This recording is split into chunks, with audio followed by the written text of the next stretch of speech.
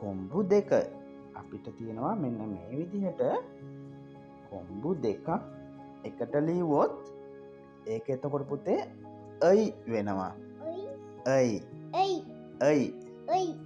හරි එතකොට ඒක අපි අකුරක් ලියලා බලමු. මෙන්න මේ විදිහට මේ අකුර මොකක්ද? ව. එතකොට ව අයි වයි. අන්න හරි. එතකොට ව අයි වයි. අන්න හරි. එතකොට මේකට මම ලියනවා තව මොකක්ද මේ අකුර? ද. එතකොට ද අකුරට මම ලියනවා මෙතනින් යංශයක්. ඔන්න ඔහොම. එතකොට ද අකුරට යංශය ආපම යංශය අපි ය කියලානේ කිව්වේ. එතකොට ද ය ද අන්න හරි. එතකොට මේ වචනේ පුතේ වෛද්‍ය. වයිනේ මේ කොම්බු දෙක ආපුවාම ව අයි වයි.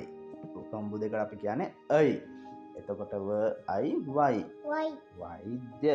එතකොට පුතේ වෛද්‍ය අපි කියනවා වෛද්‍යවරයා කියලා.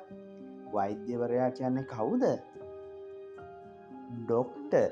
අපි ඩොක්ටර්ට තමයි වෛද්‍යවරයා කියන්නේ. අන්න ඒ වගේ තැන්වලදී තමයි මේ විදිහට කොම්බු දෙක අපිට බලාගන්න පුළුවන් වෙන්නේ. අපිට හොස්පිටල් එකකට ස්පිරිතාලයකට ගියාම වෛද්‍යවරයා කියලා මේ වගේ කොම්බු දෙක ලියලා තියෙනවා බලාගන්න පුළුවන්.